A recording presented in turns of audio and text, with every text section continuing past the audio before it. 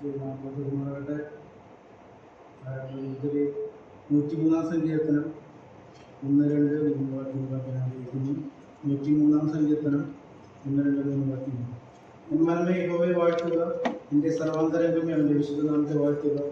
എന്മനമേ യഹോവയെ വാഴ്ത്തുക, അവൻ്റെ ഉപകാരങ്ങളൊന്നും മറക്കരുത്. അവൻ നിന്റെ അകത്യമൊക്കെ മോചിക്കുന്നു, നിന്റെ സകല രോഗങ്ങളെയും സൗഖ്യമാക്കുന്നു. ആരാധന ബന്ധത്തിൽ എന്നെ ചിന്തിപ്പിക്കാനിടയായിട്ടുള്ള ഈ വാക്യങ്ങൾ ആവശ്യപ്പെടാനായിട്ട് ആഗ്രഹിക്കുന്നു. ഈ വാക്യം വായിച്ചപ്പോൾ അടുത്ത വാക്യത്തിൽ നെന്മനമേ യഹോവയെ വാഴ്ത്തുക, എൻ്റെ സർവാന്തരങ്ങളുടെ വിശുദ്ധനാമത്തെ വാഴ്ത്തുക. നമ്മളെല്ലാവരും മനുഷ്യരാണ്. മനുഷ്യരാൽ അസാധ്യമായ, എന്നാൽ ദൈവത്തിന് മാത്രമായിട്ട് സാധ്യമായ ഒരു ഉപകാരം, പല ഉപകാരങ്ങൾ നമ്മൾ ദൈവത്തിൽ നിന്ന് സ്വീകരിക്കാറുണ്ട്. എന്നാൽ അതിനേക്കാൾ ഉപരിയായിട്ട്, എല്ലാത്തിനും ഉപരിയായിട്ട് ഒരു വൻ ഉപകാരം നമുക്ക് ദൈവം ചെയ്തു. ആഴ്ചവട്ടം നമ്മൾ കടന്നു വരുമ്പോൾ നമുക്കതാണ് ഓർക്കുവാനുള്ളത്.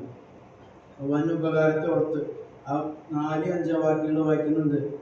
അവൻ നിന്റെ ജീവനെ നാശത്തിൽ നിന്ന് വീണ്ടെടുക്കുന്നു, ഞാൻ ദൈവം കാര്യം നിന്നെ അണിയിക്കുന്നു.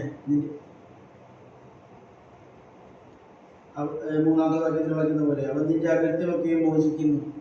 നമ്മളുടെ അകൃത്യങ്ങൾ മോചിച്ച, നമ്മളെ നാശത്തിൽ നിന്ന് നമ്മളെ വീണ്ടെടുത്ത, അതാണ് നമുക്ക് കൂടുതലായിട്ട് ചിന്തിക്കാൻ. എല്ലാത്തിനും ഉപരിയായിട്ട് ദൈവം ചെയ്ത ഉപകാരം, അതാണ് നമുക്ക് ഓർക്കുവാനുള്ളത്.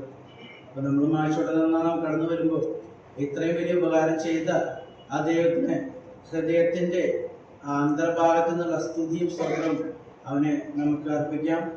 ആ രീതിയിൽ നമ്മൾ ഹൃദയത്തിന്റെ അന്തരംഗം, ആദ്യത്തെ വാക്യത്തിൽ വായിക്കുന്ന പോലെ സർവാന്തരംഗമേ, നമ്മുടെ ഹൃദയം മാത്രമല്ല, നമ്മുടെ ദേഹം, ദേഹി, ആത്മാവ് പൂർണ്ണമായി നമുക്ക് സമർപ്പിക്കാൻ, കൂടുതലായിട്ട് നമ്മുടെ ശരീരത്തിൽ മുഴുവനായിട്ട് ദൈവത്തെ സ്തുതിക്കാൻ ഇടയാകട്ടെ.